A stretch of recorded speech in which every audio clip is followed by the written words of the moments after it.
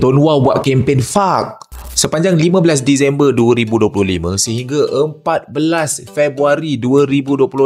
2 bulan Tuan Wow adakan kempen FAQ. Ya, nama kempen tu FAQ. Tapi kejap, makcik-makcik jangan terangkat dulu. Ini bukan tu, ini FARK, for a real kawan.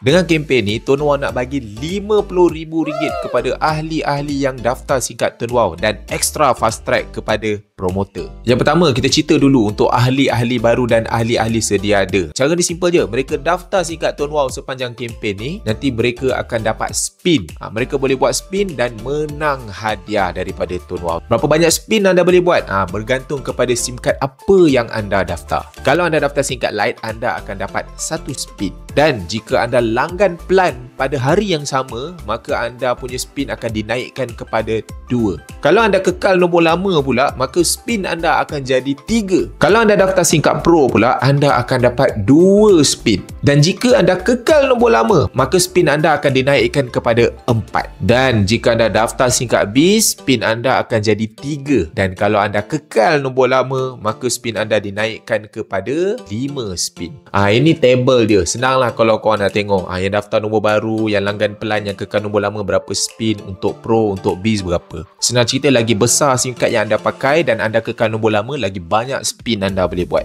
Lagi banyak spin boleh buat, lagi besarlah hadiah anda akan dapat. Betul tak? So macam mana nak buat spin tu? Sangat senang. Lepas anda daftar je singkat Tuan Wow, download aplikasi Tuan Wow 2.0. Lepas tu dah login masuk, pergi dekat bahagian bisnes. Dekat situ ada logo game. Anda klik kat situ dan boleh buat spin untuk menang hadiah guys. Spin je dapat hadiah. Hadiah pula macam-macam sehingga RM50,000. Untuk ahli lama pun anda boleh je join untuk dapatkan spin ni. Anda daftarlah satu lagi SIM card Tuan Wow yang baru. Ataupun anda ada nombor-nombor daripada telco lain, anda boleh buat proses kekal nombor lama pergi ke Tuan Wow. Anda boleh dapat 3 spin. Untuk yang promote pula, jangan risau. Jika anda daftarkan ahli sepanjang tempoh kempen ni, maka anda akan dapat ekstra bayaran bonus fast track. Jika anda daftarkan ahli baru SIM card Lite, bonus fast track anda biasanya RM9, betul? Tapi kali ni anda akan dapat sehingga RM12. Dan kalau ahli tu kekal nombor lama, maka fast track anda akan jadi RM15. Itu baru SIM card Lite. Katakan anda daftar ahli baru tu SIM card Pro ataupun Biz. Kalau Pro, biasanya bonus fast track anda dapat RM15.